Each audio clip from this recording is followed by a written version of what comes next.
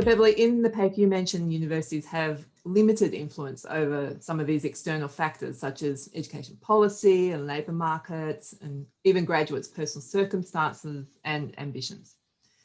However, you feel that they have the power to influence three key areas. How to define and measure employability. Yes. How to enhance the employability signals of their credentials, both the micro and the macro. And also review all of their curricula through a tighter employability lens. Would you mind just talking a little bit about those key areas and then perhaps touch on the recommendations you have for universities to become more employability focused beyond 2020? Defining and measuring employability, Margo, is about coming up with a useful indicator, because at the moment we rely, and I say we meaning Australia, we rely on national data coming out about 2 years later. So 2 years at any given time, we're finding out what happened 2 years ago when we wait for the graduate outcome survey. And that's quite good. It's quite good data. I would just say that the UK data is better because it's recently been revised and it's much more nuanced. So at the moment, a university gets pretty blunt data about the number of people employed and so on. What we all know is that some of those people are not employed for a very good reason. Number one, they might not want to be employed right now. They're looking after an elderly parent, they're having a baby and raising a family. But, you know, a university has no control over that. So it's a bit blunt. Even so, it's not bad. However, every university has access to a very big alumni database now. So, you know, you're talking 200,000 people who've been through your university in the last 40, 60, whatever years. That is a very big population to regularly ask, what is helping you to find, create, and retain paid employment across the lifespan? So tell us how long it is since you did your last credential, what are you doing now, what helped, what didn't, including your most recent graduates. You could also find more information about your cohorts.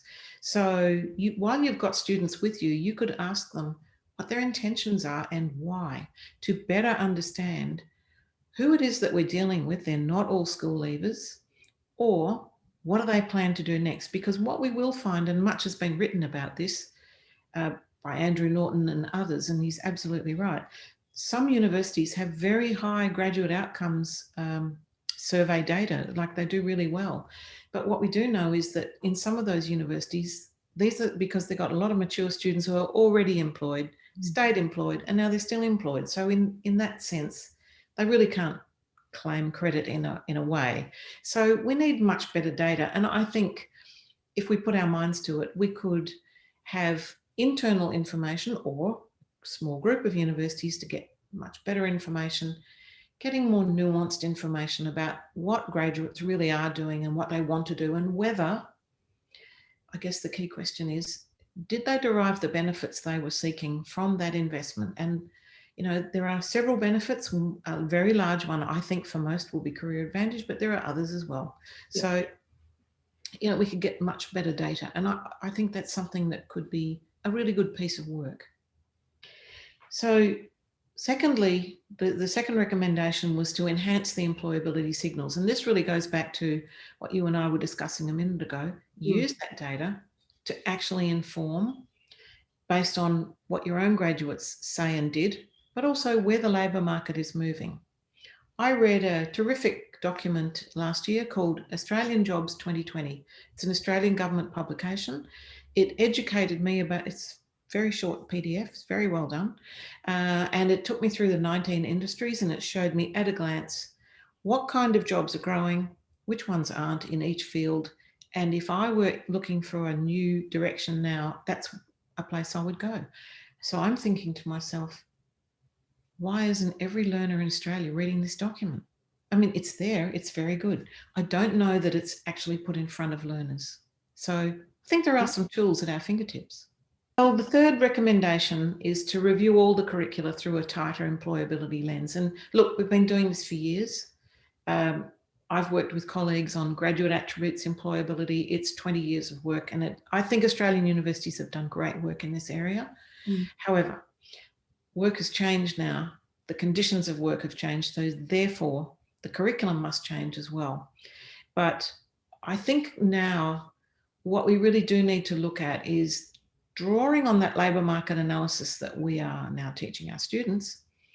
If we can see that jobs are going to not grow in a particular area, then I think we have a moral obligation not to stop offering the degree, because we still want people to be educated. Good for them. If they want to learn forensic science, great. If there are no jobs, we need to tell them so they know what they're getting into, because I would never want to stop people following their passion.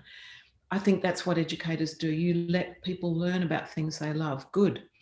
But I think we have to be more explicit about helping them understand, well, what skills are you getting out of this that could be used to actually find and create meaningful work if that's what you're looking for. So be much more explicit.